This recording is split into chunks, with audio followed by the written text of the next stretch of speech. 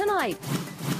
Coronavirus blowback. We really got to call this out for what it is. It's a fundamental attack on our rights. The backlash against vaccine and mask mandates across the country. If we want our economy to be back, if we want our schools to stay in session, we've got to take steps to make sure workplaces and learning environments are safe. Plus, who's behind the partisan recall of Governor Gavin Newsom? The latest campaign push in the Golden State. What's at stake in California? The rising crime, the rising homelessness, the rising cost of living. All this and more tonight on Faith Nation.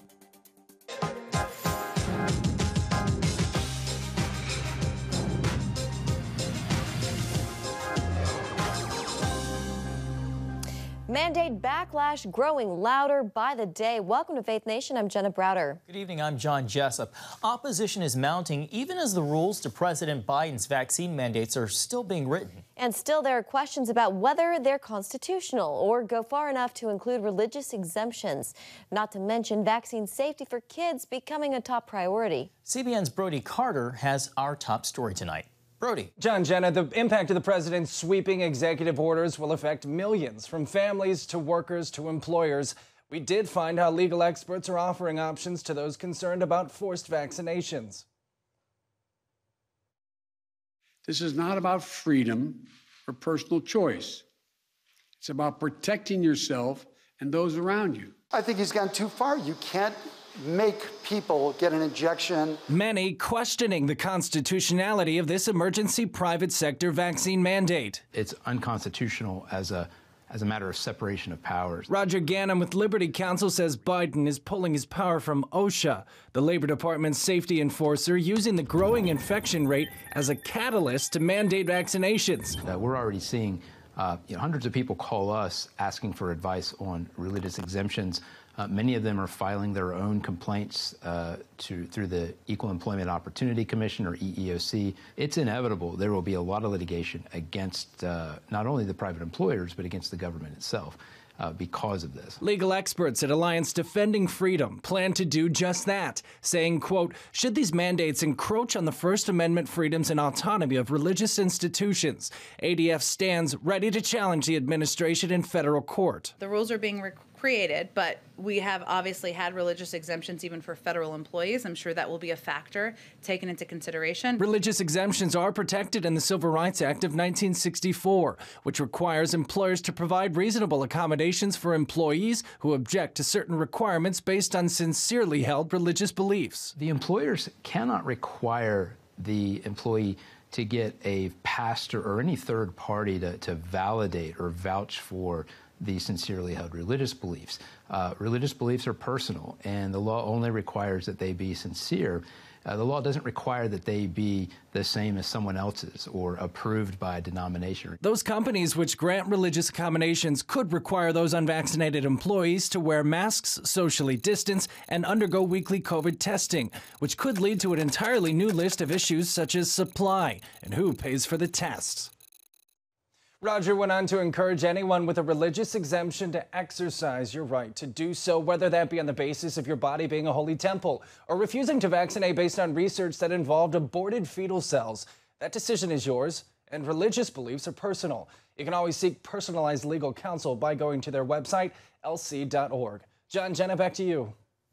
All right, Brady Carter, thank you very much. And here with us now is Roger Severino, a senior fellow at the Ethics and Public Policy Center and former director of the Office for Civil Rights at the Department of Health and Human Services.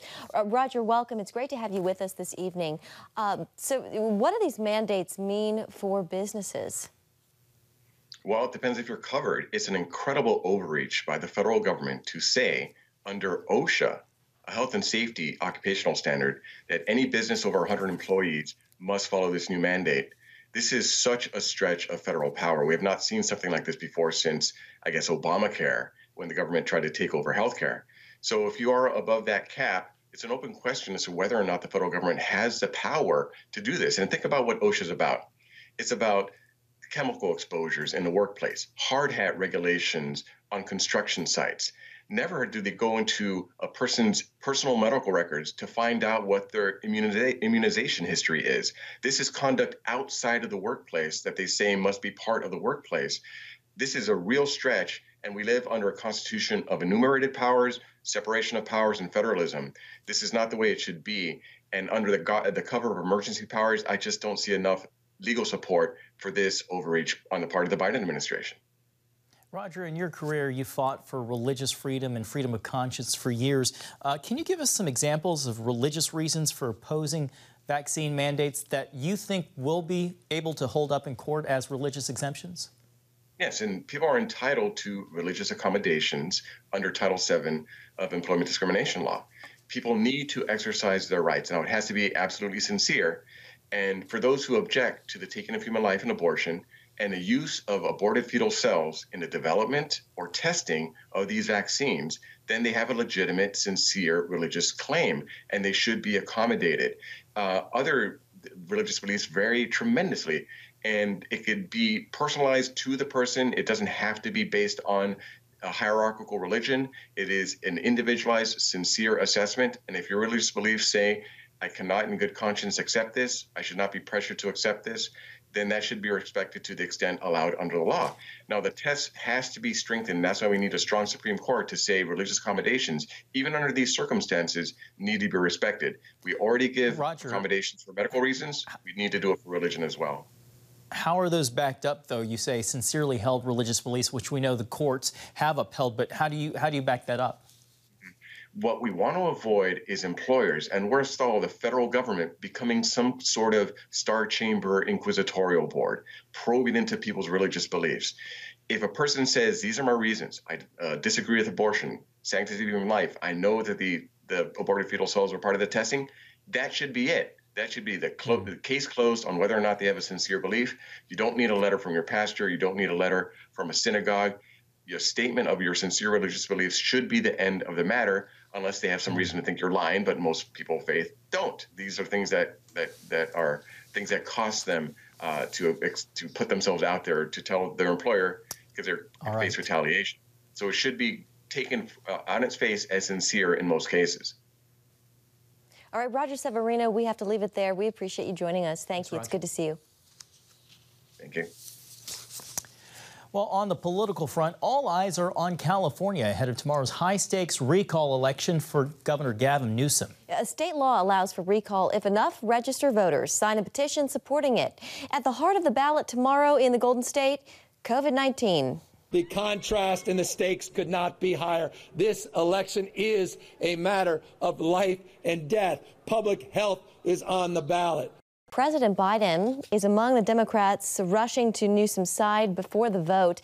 This evening's appearance following last week's visit by Vice President Harris and a boost from former President Obama. Among the 46 challengers, former Olympic gold medalist Caitlyn Jenner and businessman John Cox campaigning, get this, with a bear by his side, and popular conservative talk radio host Larry Elder, who's leading the pack by far. The first things I'm going to do is repeal the requirement for state workers that they have to be tested once a week and they have to wear masks. A Republican win could potentially lead to Democrats losing their majority in the U.S. Senate. For example, if 88-year-old Democratic Senator Dianne Feinstein were to retire, the governor would pick her replacement, and that could tip the balance in what right now is an evenly split Senate. Still, the latest polls appear to be on Newsom's side. According to 538, about 56% of California voters want to keep him in office. And with us now, CBN News chief political analyst David Brody and editor and publisher of Inside Elections, Nathan Gonzalez. Nathan, you just heard that poll that Jenna cited. What is the latest polling information that you've been seeing? And can you help explain exactly what Californians will be voting on? I understand there's 2 votes. Right. So the 538 number that Jenna mentioned is actually an average of multiple polls. It's not just one. And right now the polls show that the recall question is going to fail, or the no is going to win by between 15 and 18 points. Now, you know, we've all been doing this long enough that we tread into this into election projections with caution. But the evidence right now shows that the recall is going to fail. Now, you're right. This is a little bit clunky. You know, the timing is different. We're in mid-September and not November. But also there are 2 questions. Voters will first see the first question. Should Governor Gavin Newsom be recalled, yes or no?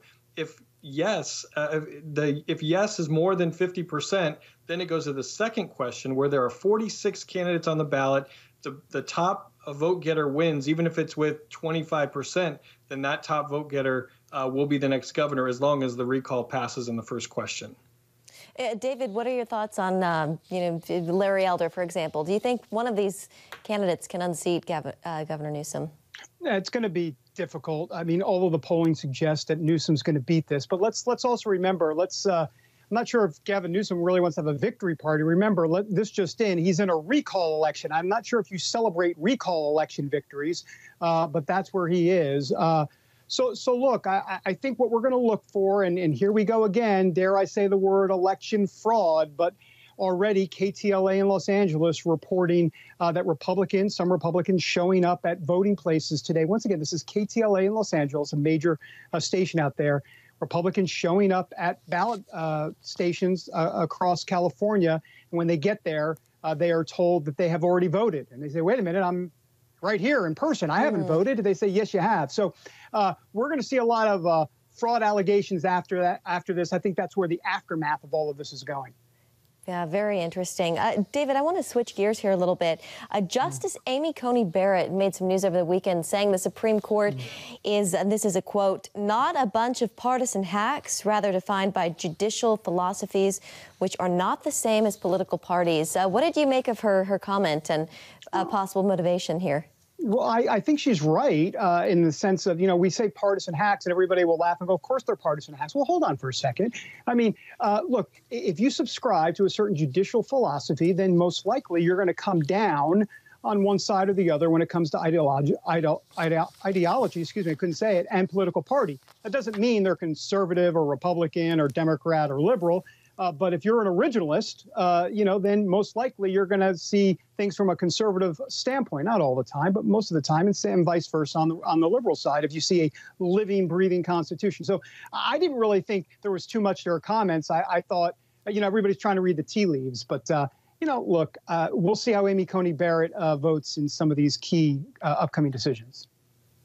David, I thought it was interesting, though. She did say something along the lines, and pardon me if my memory is a little hazy. It's been all day since I read her quotes, but she was saying that sometimes she doesn't even like the conclusions that they end up reaching, and it isn't because they have a political scorecard, but because of those judicial philosophies that they're trying to mete out. Why do you think she wanted to get that out there, and why now?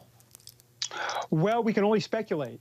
You wonder if she's having some reservations on certain pro-life issues that are going to come the court's way. We don't know. This is just speculation on my part, but that's kind of like the betting, the bet at this point. But who knows? I can just tell you that you're going to see it more from a living, breathing Constitution standpoint rather than an originalist standpoint.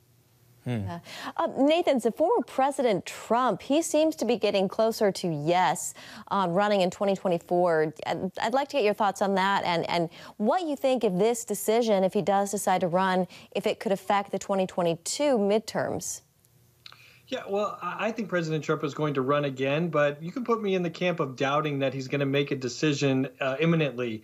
To me, it would be out of character for him. I think at his core, President Trump is a showman. He loves the suspense. He likes the intrigue, and that comes from his television days. I think he's going to drag this decision out for a long time because it keeps people asking. Now, if he were to announce, or when he does announce, particularly if it's before the 2022 elections, I think that could actually boost, it could help Democrats. I know that sounds strange, but right now, Democrats are searching for a way to gain some enthusiasm. Right now, I think Republicans have the enthusiasm edge because Democrats are in control of Congress and for other host of issues. But if President Trump looks like another threat to come back into government, to the Democratic Party, I think that could energize some Democrats who are right now either satisfied that President Trump was defeated or they don't see the urgency because Democrats are in control of Washington. All right, gents, we are plumb out of time. Thank you so much, Nathan and David. We hope to see you again next week. Thank you, guys. Thanks, guys. And coming up, a major meeting in the Middle East, the first of its kind in more than a decade.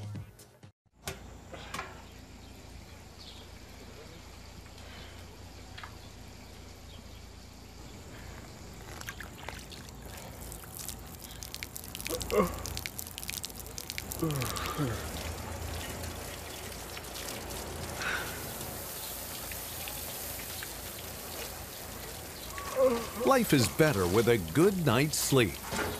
Get your free DVD or booklet of Protect Your Sleep as the world watches from the outside. It's a big diplomatic tug-of-war here in the Middle East. Go inside the story with Jerusalem Dateline. Israeli archaeologists are talking about a discovery that could change the thinking about the Temple Mount. Join CBN Jerusalem Bureau Chief Chris Mitchell and get the biblical perspective on the events shaping the world. What starts in Israel then ends up going to other places.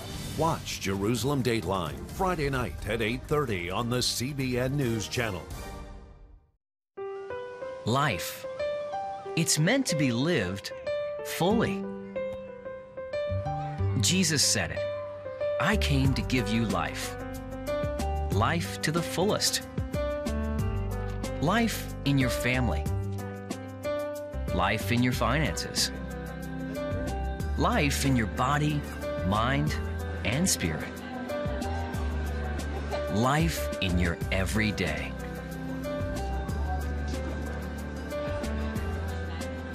At CBN.com, we're taking what Jesus said seriously. We're here to help you discover life. Life. Live it fully. CBN.com.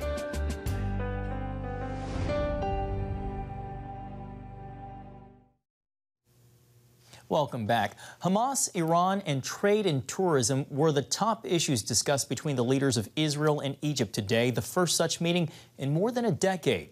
Israeli Prime Minister Naftali Bennett seen here with Egyptian President Abdel Fattah al-Sisi together in the Sinai Peninsula Red Sea resort of Sharm el-Sheikh.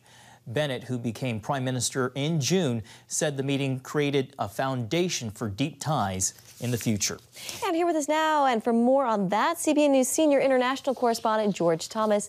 George, what are the big takeaways from today's meeting? Yeah, so not sure if it was as a result of today's meeting between the two leaders, but Israeli media, guys, is reporting that Egypt Air, the national airline of Egypt, will start running direct flights between Cairo and Tel Aviv starting next month. Flights between the two countries have been running continuously since the 1980s, but were operated by a subsidiary of Egypt Air and in unmarked planes without the Egyptian flag. Well, this new announcement means flights will now be openly run by the national carrier, and that's also a big deal. Also, Al Arabiya is reporting that Egypt has offered to host an international peace conference in an effort to revive talks between Israelis and Palestinians. As you know, peace talks between the two have collapsed since 2014, and there's been very little traction since then. Bennett and Sisi also discussed threats from Iran, the crisis in Lebanon, and security conditions in the Gaza Strip. Guys? George, shortly before leaving for Egypt, Prime Minister Bennett warned that time is running out for Iran to get a nuclear weapon. Can you give us some of the details of that warning? Yeah, the Prime Minister said Iran's nuclear program is at the most advanced point ever and said inspection of Iranian nuclear sites must continue. In early September, the International Atomic Energy Agency said the regime continues to increase its stockpile of highly enriched uranium. This as IAEA inspectors still haven't had access to their verification and monitoring equipment since February. Well, the head of the IAEA just returned from Tehran today, saying the regime made no promises regarding access to those equipments. Guys? George, while we have you here, North Korea making news this weekend after it reportedly carried out a test of new long-range cruise missile. What can you tell us about that? Yeah, North Korea calling the new missile, quote, a strategic weapon of great significance. Pyongyang said the cruise missiles flew for more than 2 hours in the air before hitting their targets 930 miles away and then falling into the North Korean waters. Experts say this new missile could have nuclear capability. As you can imagine, neighbors Japan and South Korea reacted to the missile test, calling it a threat to peace and stability in the region. John and Jenna, back to you guys. All right, George Thomas, thank you for all of your great answers to our tough questions. Thanks, George. You're welcome. George. When we come back, a 500-mile trek through 6 states, all culminating in one man's deeply personal tribute to the victims of 9/11. On October 1st, 1961, history was made when a tiny station began transmitting the first signals of the Christian Broadcasting Network. CBN, the Christian Broadcasting Network.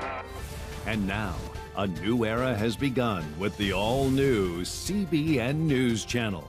Just moments ago, the Iron Dome intercepted an incoming rocket right on the Gaza border. Administering in this area, spiritual warfare is definitely involved. A 24/7 news network, bringing you the news you want from a source you can trust.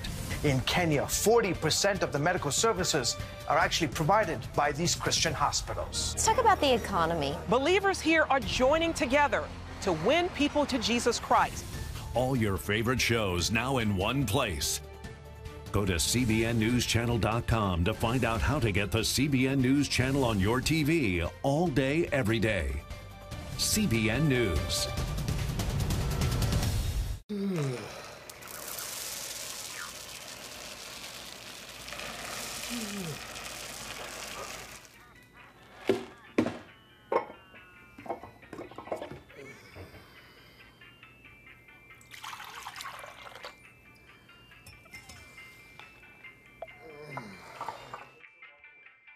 Life is better with a good night's sleep.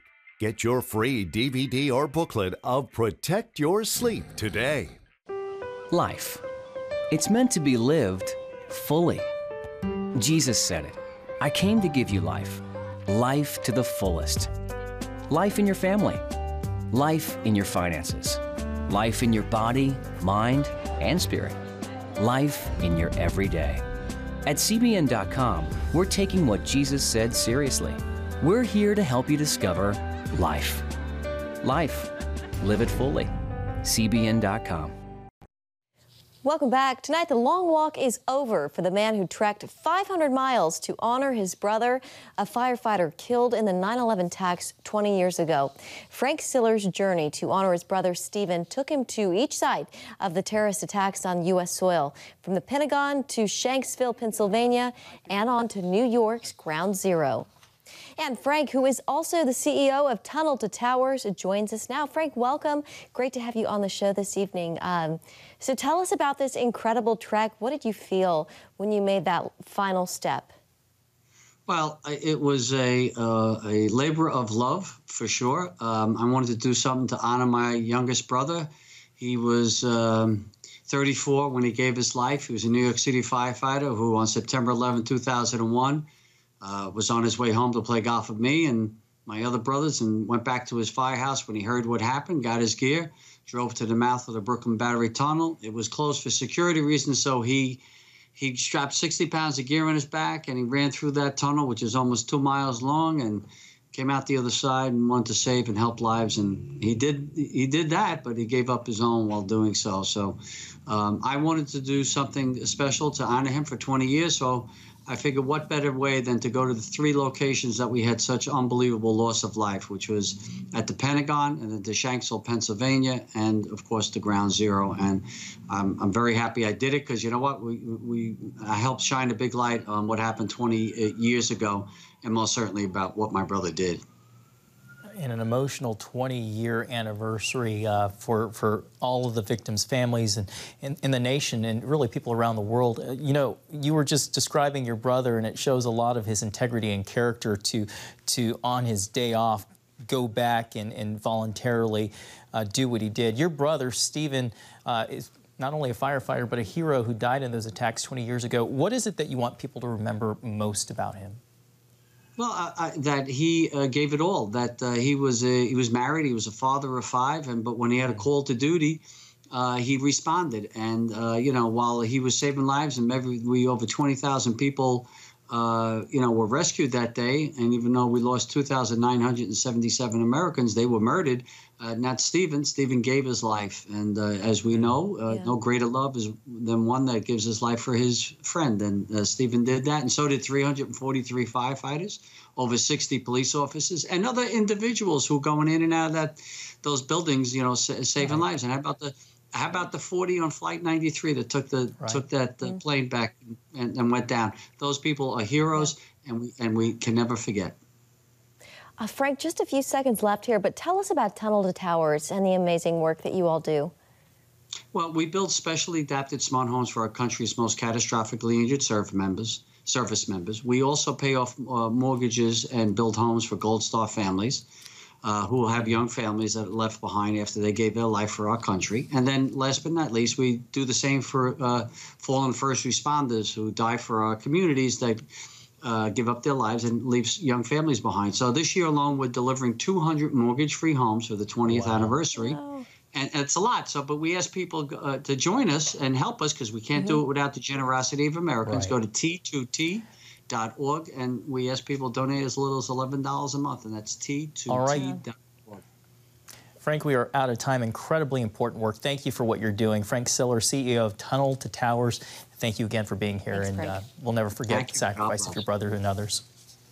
We'll be back right after the break.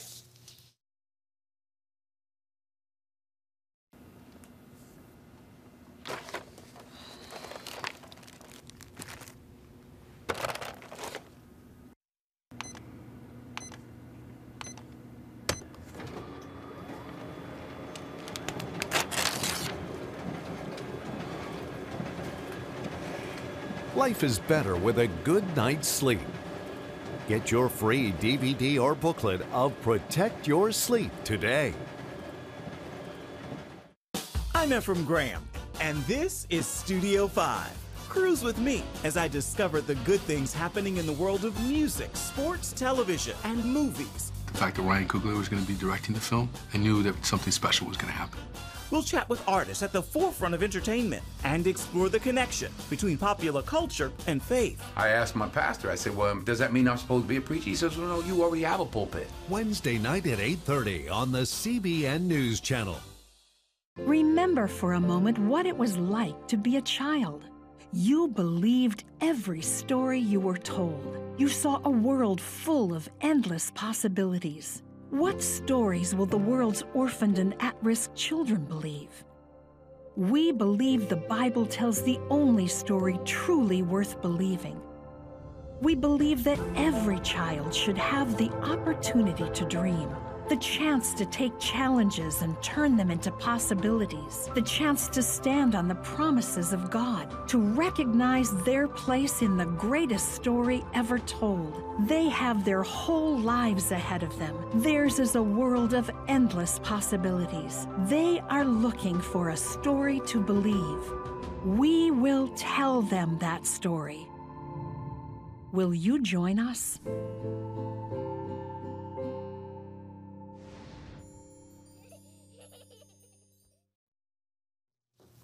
Finally tonight, a sensational win for the first British woman to win a major singles final in 45 years. Emma Raducanu even received a congratulations letter from the Queen herself.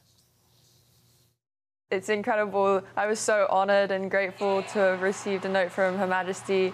I mean, it meant everything to me, and I'll probably frame that letter and keep it in my room or something. And the 18-year-old defeated her teen counterpart without dropping a set. Congratulations to her. Big congrats. Thanks for watching.